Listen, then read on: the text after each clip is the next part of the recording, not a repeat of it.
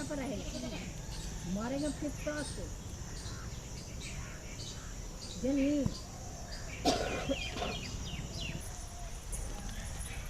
अरे ये तुम क्या कर रही हो? कुछ नहीं दीदी, ऐसे ही। वो तो फिर इतनी गंदगी में क्या कर रही हो तुम? ऐसे कपड़ा क्यों सुखा रही हो? वो मैं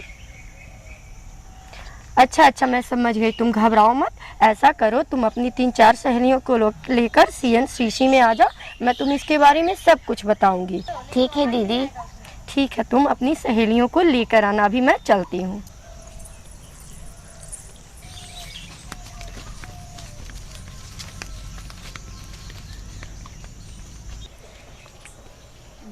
रेखा दीदी, रेखा दीदी।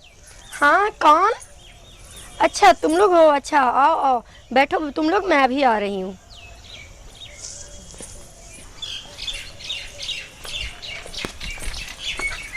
लो ये चादर बिछाओ, उसके बाद मैं तुम्हें सब कुछ समझाती हूँ।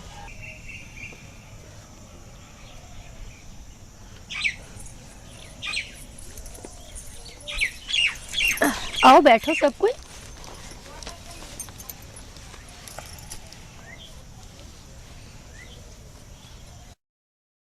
नमस्ते बच्चियों। नमस्ते दीदी। तो सबसे पहले मैं आप लोगों को अपना परिचय देती हूँ। मैं मसौंधा गांव की जीविका सहेली हूँ और आज मैं आपको एक ऐसी जानकारी देने वाली हूँ जिससे आप लोगों सभी को फ़ायदा होगा। लेकिन अगर आपको इससे कोई परेशानी होती है तो फिर उसमें शर्माने की या घबराने की कोई ज़रूरत नहीं है। और कुछ ना समझ में आए तो तुम लोग बारी बारी से मुझसे कुछ पूछ भी सकती हो। तो ठीक है, मैं बताऊँ? तो लड़कियों, मुझे तुम लोगों को बुलाने के पीछे एक खास कारण है। उस दिन जब मैं जा रही थी तो मैंने गुंजा को गंदगी में कपड़ा सुखाते हुए देखा। तो मैं ये देख रही हूँ कि आज भी तुम लोगों को इस विषय में जानकारी अच्छी तरह से मालूम नहीं है। इसीलिए मैं चाहती हूँ कि तुम्हें इसके बारे में अच्छी तरह बताऊँ। तो क्या तुम लोगों में से कोई बता सकता है कि मैं किस विषय में बताने वाली हूँ? नहीं दीदी। तो आज मैं तुम लोगों को माहवारी के बारे में बताने जा रही हूँ, जिसे आम भाषा में महीना, मासिक या फिर MC भी बोलते हैं। देखो, अभी तुम लोग किशोर अवस्था में हो, इसलिए मैं चाहती हूँ, और किसी किसी की नई नई शादी भी हुई है, इसलिए मैं चाहती हूँ कि तुम्हें माहवारी के विषय में अच्छी तरह से जानकारी दूँ। ठीक है? ठीक है दीदी। दीदी, ये किशोरावस्था क्या है, मैं जान सकती हूँ? ठीक है, मैं तुम्हें किशोरावस्था के बारे में बताती हूँ। तो मैं तुम्हें किशोरावस्था के बारे में अच्छी तरह से बताती हूँ। 10 से लेकर 19 वर्ष की आयु को किशोर अवस्था कहते हैं। इसमें हमारे शरीर में कुछ परिवर्तन आते हैं। कैसा परिवर्तन दीदी? जैसे में हमारे शरीर में शारीरिक परिवर्तन, मानसिक परिवर्तन, भावनात्मक परिवर्तन। तो अब तुम लोग सोच रहे हो कि ये कैसे हुए तीनों परिवर्तन, तो मैं तुम्हें इसके बारे में पूरी तरह से बताती हूँ। शारीरिक परिवर्तन में जैसे होगा, जब हम बाल अवस्था को पार करके धीरे धीरे आगे की ओर बढ़ते हैं, तो जैसे हमारे शरीर में सीने का बढ़ना, काख के नीचे बाल जमना, ये सब तो हो गए शारीरिक परिवर्तन। और मानसिक परिवर्तन में जैसे कि तुम लोग कभी कभी देखो, किसी भी लड़के को देख के उसकी तरफ आकर्षित होती हो, तो ये हमारे शरीर में आकर्षण ही एक मानसिक परिवर्तन हुआ। ठीक है?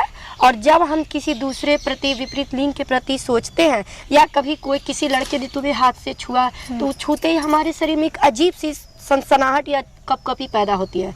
तो ये हमारे शरीर का भावनात्मक परिवर्तन हुआ। इन तीनों परिवर्तन को ही हम किशोर अवस्था कहते हैं। समझी? ठीक है दीदी।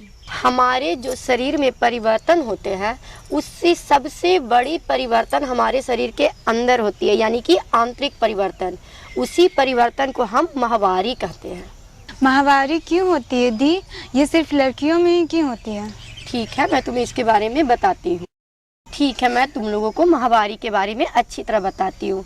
जब लड़कियाँ किशोर अवस्था में पहुँचती हैं, तो उनके शरीर के अंदर से एक योनि के द्वारा खून का बहाव होता है, जिसे हम एक साधारण तौर पे माहवारी कहते हैं। ठीक, इसको जैसे कि हर महीने में 4 से 5 दिनों के लिए होता है, लेकिन ये 4 और 5 दिनों के बाद ये रुक जाता है और फिर ये 25 से 32 दिनों के अंतराल पे पुनः शुरू होती है। इसे ही माहवारी चक्र कहते हैं। ठीक है? ठीक है। और इसकी शुरुआत 10 से 15 वर्ष के आयु में होती है। ठीक है? और ये नियमित होती है। ठीक है दीदी। परंतु दीदी पिछले माह में मेरा माहवारी आया था, लेकिन इस महीने में नहीं आया, ऐसा क्यों दीदी? आप तो कहते हैं यह हमेशा नियमित होता है। हाँ हाँ ऐसा है, लेकिन इसमें क्या होता है, शुरू शुरू में ये अनियमित होता है, लेकिन फिर धीरे धीरे ये नियमित हो जाता है। ये कोई बड़ी समस्या नहीं है। ठीक है दीदी। अच्छा दीदी, या क्या खून निकलने से शरीर में कोई तकलीफ होती है? नहीं नहीं, ऐसी कोई बात नहीं है। इस खून के निकलने से हमारे शरीर में कोई कमी नहीं होती है और ना ही कमजोरी होती है। मैं तुम्हें इसके बारे में अच्छी तरह से बताती हूँ, ठीक है?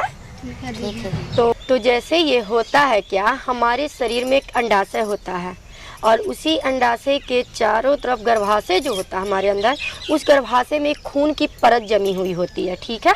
जिससे हमारे शरीर के अंडाशय से निकलने वाला वो अंडा उससे जाकर चिपक जाता है और यही इसी अंडे के साथ जब पुरुष का शुक्राणु, जिसे आम भाषा में उसका बीज बोलते हैं, जब उसके साथ संपर्क में आता है तब हमारे अंदर वो गर्भ ठहरता है, जिसे हम बच्चा होना भी कहते हैं।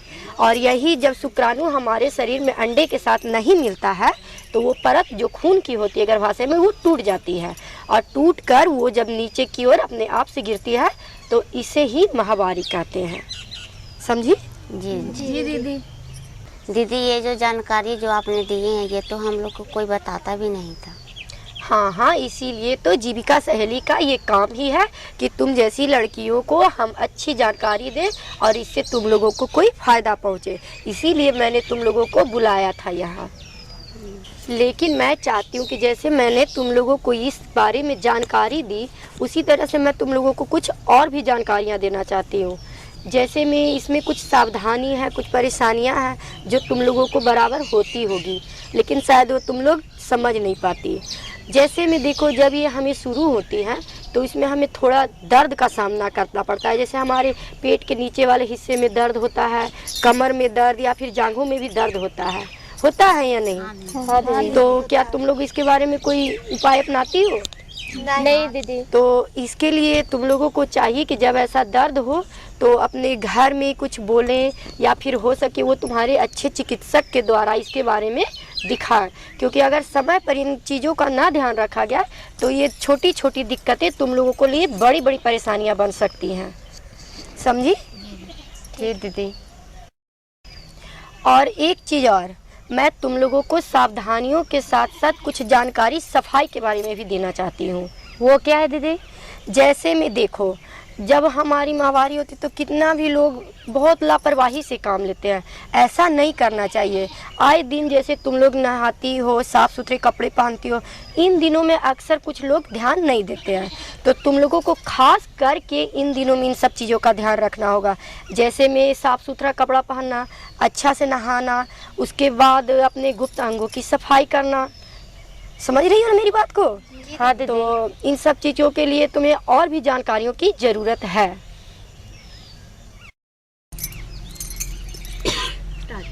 तो देखो, जैसे मैंने गुंजा देख रेख और सावधानियों की बात की, तो जैसे जिस दिन मैं उस दिन आ रही थी तो तुम कितनी गंदगी में कपड़े सुखा रही थी, लेकिन वो सही तरीका नहीं है। मैं जानती हूँ कि थोड़ी सी शर्म संकोच होती है, लेकिन ऐसी कोई भी घबराने की या संकोच की ज़रूरत नहीं है। ये प्रत्येक महिलाओं में ऐसा होता है। तो फिर क्या हम ऐसे छुप छुपा के या ऐसे बिना जाने पहचाने कुछ काम करेंगे तो हमारे शरीर के लिए हानिकारक है। तो मैं इसके बारे में तुम लोगों को अच्छी तरह से बताती हूँ, ठीक है? ठीक है दीदी। ठीक है, मैं तुम लोगों को आज इसके बारे में और कुछ जानकारी भी देती हूँ, ठीक है? जैसे उस दिन तुम गुंजा इस्तेमाल कर रही थी कपड़ों के लिए, तो उसके बारे में मैं तुम्हें अच्छी तरह से बताती हूँ। देखो, ये सूती कपड़ा है, ये तो हम लोगों के घर में आमतौर पर आसानी से मिल जाते होंगे। तो मैं तुम लोगों को इसका पैड बनाने के लिए सिखलाती हूँ, ठीक है? जब हम ये सूती कपड़े लेंगे, अपनी ज़रूरत के अनुसार इसे फाड़ लेंगे, ठीक है? जैसे ये देख लो, ठीक है? तो मैं इसे इधर रख देती हूँ और उसके बाद इसे इस्तेमाल किए हुए सूती कपड़े को हम अच्छी तरह से धो लेंगे। अगर किसी कहीं डेटॉल वगैरह मिले तो उससे, और ना तो नीम के पानी में खौलाकर इसे हम धो ले सकते हैं, जिससे ये जीवाणु कीटाणु रहित हो जाए, ठीक है? ठीक है। और उसके बाद इसे अच्छी तरह से कड़ी धूप में सुखा लेंगे, ठीक है? और उसके बाद हम इसे अच्छे से मोड़कर इसे बनाएंगे, ठीक है? इस तरह का। अगर हम इस तरह से बना लें तो ये देखो, ये हमें नरम और गद्देदार लगती है। ठीक है, अगर हो सके तो उपलब्ध हो तो कोई रुई वगैरह का भी आप इस्तेमाल कर सकती है, जिससे आपको कपड़े की कमी का भी एहसास नहीं होगा। कम कपड़ों में आपको रुई ज़्यादा आरामदायक लगेगी, और वो है कि वो सोखता भी ज़्यादा है। ठीक है, तो तुम इस तरीके से सूती कपड़े को मोड़कर इसे इस्तेमाल कर सकती हो। लेकिन फिर इसे निकालने के बाद इसे अच्छी तरह से धो, और उसके बाद जैसे हम तुम्हें बताएं कि कीटाणु रहित इसे बनाने के लिए, तो इसे फिर उसी तरीक़ा से धोएंगे। और अगर जहाँ तक हो सके तो दोबारा इसे इस्तेमाल ना ही करो तो ज़्यादा बेहतर हो। लेकिन अगर हमें ऐसा ना मिला कि उपलब्ध नहीं है मेरे पास इतना कपड़ा, तो इसे हम अच्छी तरह से साफ़ करेंगे और पूरी तरह धूप में सुखाकर पुनः इसे इस्तेमाल करेंगे। तुम लोगों को अच्छी तरह से इस बात समझ में आया? जी जी दीदी। ठीक है, तो मैं तुम्हें एक और जानकारी और भी दे देती हूँ। ठीक है ठीक दीदी। है, तो जहाँ तक ये कपड़े की बात है, तो ये कपड़ा मैं तुम्हें तो साधारण इसलिए बता रही हूँ ताकि ये गांव गिराव की लड़कियों को नहीं मिलती। तो मैं तुम लोगों को इससे भी ज़्यादा सुरक्षादायक एक और सामान को बताती हूँ। ठीक है जी। तो देखो, मैं तुम्हें बताती हूँ। ऐसे ही इसे पैड कहते हैं। ऐसे तो आमतौर पर ये हमें बाज़ार में मिलती है, लेकिन गांव में आशा दीदी के पास ये सब हमें कम कीमत में, जैसे 5-6 रुपए में मिल जाती है। तो वही अगर यूज करोगे तुम लोग तो ज़्यादा अच्छा रहेगा। ठीक है, और ये तुम्हें ज़्यादा आरामदायक भी होगा। और एक चीज़ और मैं बता दूं, इसे हर 5 से 6 घंटे पर बदलते रहना। इससे क्या होगा कि वो तुम्हें कोई भी इन्फेक्शन ना हो। जैसे हर 4-5 घंटे में एक तुम बदलते रहना, इससे तुम्हें कोई भी इन्फेक्शन नहीं होगा। समझी? ठीक है दीदी। ठीक है, तो पहले मैं तुम लोगों को ये पैड यूज करने का तरीका बतला देती हूँ।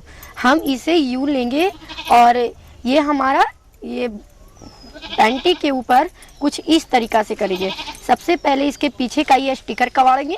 उसके बाद इसमें एक गोंद होता है जो हमारे पैंटी के साथ चिपक जाता है, जिसे हम कुछ यूँ इस प्रकार से रख लेंगे। उसके बाद हम ये इस तरीका से कर लेंगे। ठीक है, उसके बाद इसको बीच से कवाड़ के इसे हम दोनों किनारियों की तरफ उल्टा करके उसे यूं चिपका देंगे। ठीक है, और उसके बाद हम इसे यूज करेंगे। इस चिपकाने से ये क्या होता है, ये इधर उधर घूमता नहीं और हमें कहीं भी दाग वाग लगने की ज़रूरत नहीं पड़ती है और हम आरामदायक महसूस करते हैं। तो देखो, ये दिन में 4 से 5 का पैड जरूर बदल लेना है। ठीक है? ठीक है दीदी। अच्छा दीदी, हमें ये तो बताइए, जब हम हमारी मतलब होता है तो हमें पूजा रूम में नहीं जा दिया जाता है, या फिर अचार वगैरह नहीं छुआ दिया जाता, ऐसा क्यों? ये तुमने बहुत ही अच्छा सवाल पूछा। लेकिन ऐसी कोई भी बात नहीं है कि जब हमें माहवारी होता हम पूजा रूम में ना जाएं या फिर अचार वगैरह ना छुएं। ये सब सिर्फ आम तौर पर लोग बना दिए हैं। वैसे इन नियमों को इसलिए बनाया गया ताकि लड़कियां उन दिनों में आराम से रहें, क्योंकि ये कमजोरी की भी बात थोड़ी हो जाती है। तो इसलिए वो चाहते हैं कि लड़कियां थोड़ी आराम से रहें। तो यही है, और कोई ज़्यादा बड़ी बात नहीं है। लेकिन इस बात को लोग बड़ी बना दिए हैं, इसलिए इन सब बातों पर ध्यान नहीं देना चाहिए। जी दीदी। ठीक है? अच्छा दीदी, आपको बहुत बहुत धन्यवाद जो आपने हमें इतनी अच्छी जानकारी दी। हम आपकी बातों का ध्यान रखा करेंगे। ठीक है, मैं बहुत खुश हूँ कि तुम मेरी बातों से प्रभावित हुई। लेकिन इस जानकारी का सभी मूल्यांकन तभी होगा जब इन जानकारियों का तुम लोग सही सही पालन करोगी और अपने आसपास में सभी लड़कियों, सभी महिलाओं को इस बारे में बताओगी। और मैं चाहती हूँ कि उन लोगों को भी इन सब चीज़ों का सही उपयोग बताओ। ठीक हाँ है? दीदी, हमें ये जानकारी सभी को बताएंगे। देंगे। ठीक है, तो अब मैं चलती हूँ। जी ठीक है दीदी। दीदी। नमस्ते। नमस्ते दीदी, अब हम चलते हैं।